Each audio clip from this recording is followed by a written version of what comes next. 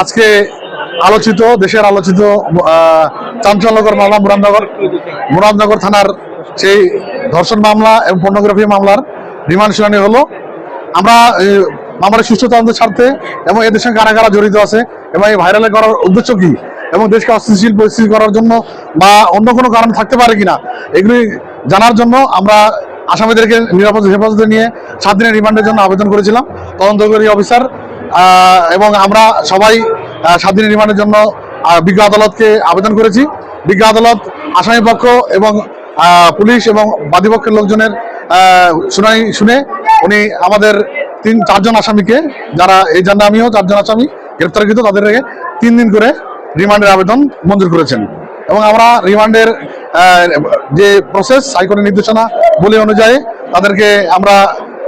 হাসপাতালে প্রাথমিক চিকিৎসা করে রিমান্ড নিয়ে জিজ্ঞাসাবাদ করে আবার প্রাথমিক চিকিৎসা করে আমরা জেল হাজতে প্রেরণ করব।